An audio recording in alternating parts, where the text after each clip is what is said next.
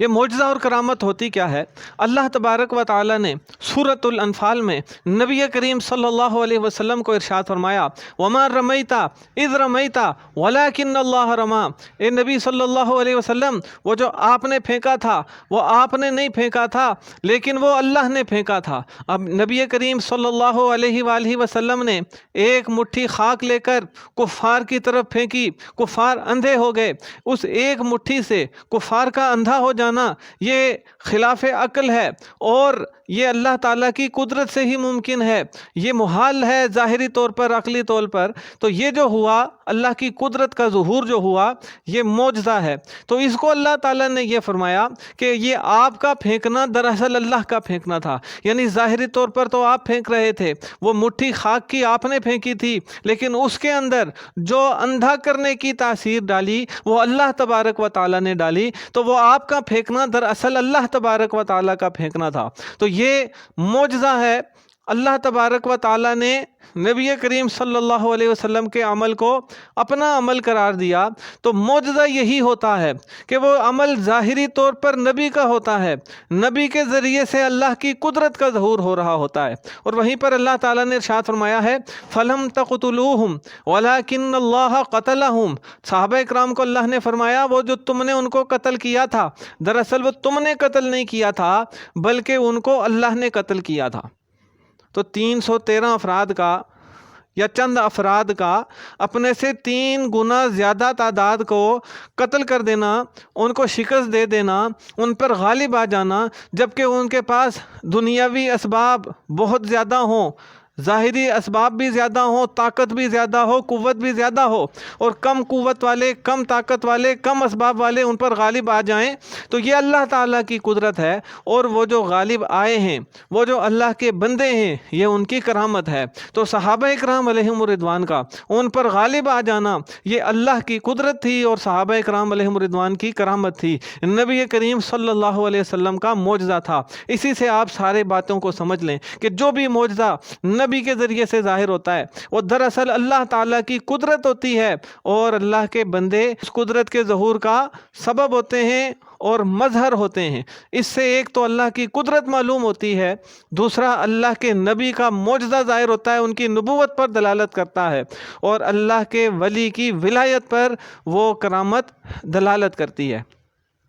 اس سے فائدہ یہ ہوتا ہے کہ لوگ اللہ تعالیٰ کی طرف متوجہ ہوتے ہیں، اللہ پر ان کا یقین پختہ ہوتا ہے، اللہ پر ایمان کامل ہوتا ہے، اور جس بندے کے ذریعے سے وہ اللہ کی قدرت ظاہر ہوتی ہے، اللہ کی نشانی ظاہر ہوتی ہے، تو وہ لوگ اللہ کی طرف رجوع کرنے کے لیے، اللہ تک پہنچنے کے لیے اللہ کے اس نبی یا اس نیک بندے کو اپنا رہنما مان لیتے ہیں، اس کی اتباع کرتے ہیں، اس کی اطاعت کرتے ہیں، اس کی پیروی کرتے ہیں۔ تو کرامت اور معجزے کا جو مقصد ہوتا ہے وہ یہ نہیں ہوتا کہ ہم اس کو کہانی کے طور پر بیان کریں اور اپنے آباء و اجداد پر فخر کرنے کے لیے بیان کریں۔ اللہ تبارک و تعالی نے قرآن مجید میں ارشاد فرمایا ہے فاتقوا اللہ واطیعون، جتنے بھی نبی آئے سب نے یہی کہا کہ اللہ سے ڈرو، میری اطاعت کرو۔ تو نبی جو ہوتے ہیں وہ اس لیے ہوتے ہیں ان کی اطاعت کی جائے، اللہ کے ولی جو ہوتے ہیں وہ اس لیے ہوتے ہیں کہ ان سے رہنمائی حاصل کی جائے،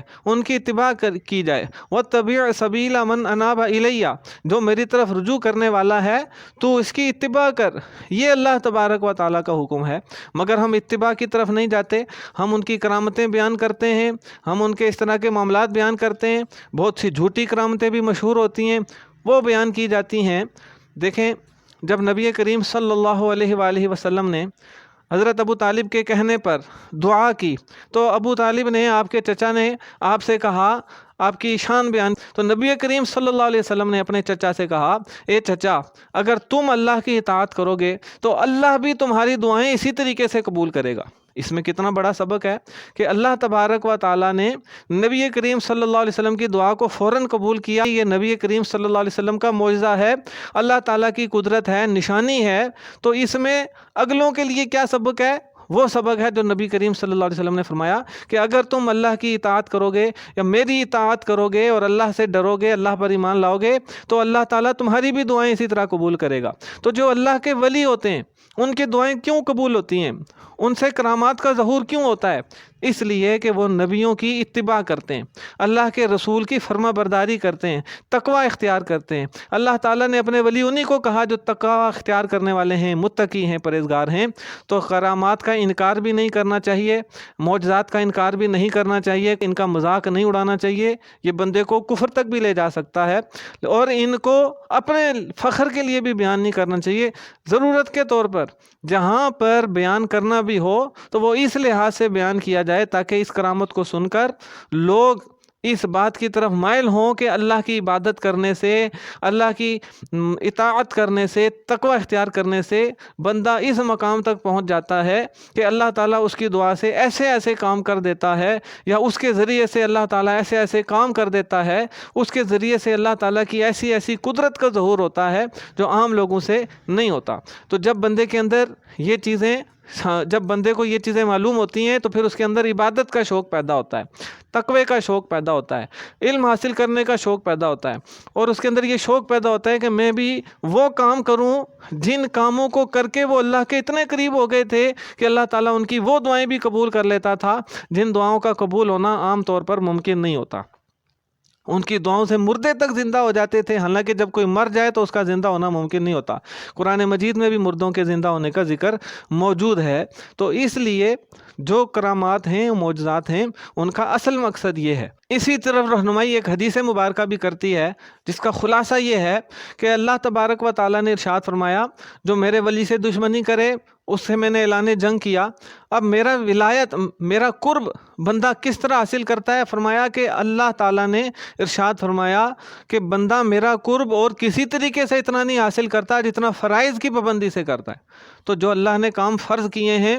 ان کی پابندی کرنے سے بندہ جتنا اللہ کے قریب ہوتا ہے اتنا اور کسی عمل سے نہیں ہو سکتا۔ پھر نوافل کے ذریعے وہ میرے اور زیادہ قریب ہوتا ہے، یہاں تک کہ میں اسے اپنا مقرب محبوب بنا لیتا ہوں۔ پھر وہ مجھ سے جو بھی مانگتا ہے میں اس کی دعا قبول کرتا ہوں، یہاں تک کہ میں اس کے ہاتھ بن جاتا ہوں جن سے وہ پکڑتا ہے، میں اس کے پاؤں بن جاتا ہوں جن سے وہ چلتا ہے، میں اس کی آنکھیں بن جاتا ہوں جن سے وہ دیکھتا ہے، میں اس کی زبان بن جاتا ہوں جس سے وہ بولتا ہے۔ تو ان ساری باتوں کا کیا مطلب ہوا کہ جب بندہ اللہ کی اطاعت میں مگن ہو جاتا ہے، اللہ کی عبادت اور ریاضت میں فنا ہو جاتا ہے، تو وہ سر سے لے کر پاؤں تک اللہ تبارک و تعالیٰ کی قدرت کا مظہر ہو جاتا ہے۔ اب وما رمیتا اذ رمیتا، وہ جو تم نے مٹھی پھینکی وہ اللہ نے پھینکی، جو تم نے قتل کیا وہ تم نے نہیں کیا، اللہ نے قتل کیا۔ اس آیات کو اور اس حدیث کو ملا کر دیکھیں تو معلوم ہوگا کہ اللہ تبارک و تعالیٰ نے صحابہ کرام کے بارے میں اور نبی کریم صلی اللہ علیہ وسلم کے بارے میں جو فرمایا، بالکل یہ حدیث اس پر پوری اترتی ہے کہ پھر وہ جو ان کے ہاتھ حرکت کر رہے ہوتے ہیں، ان کے قدم، ان کی آنکھیں، ان کی زبان سے اللہ کی قدرت کا ظہور ہونا شروع ہو جاتا ہے، اللہ کی قدرت ان سے ظاہر ہوتی ہے، معجزات اور کرامات کا ظہور ہونے لگتا ہے۔ یہ مطلب ہے اللہ کے ولی کا۔ اور ہمیں بھی اس میں یہ ترغیب ملتی ہے کہ ہم بھی فرائض کی پابندی کریں اور فرائض کے علاوہ نوافل کے ذریعے سے اللہ تبارک و تعالیٰ کی محبت اور قرب کو حاصل کرنے کی کوشش کریں۔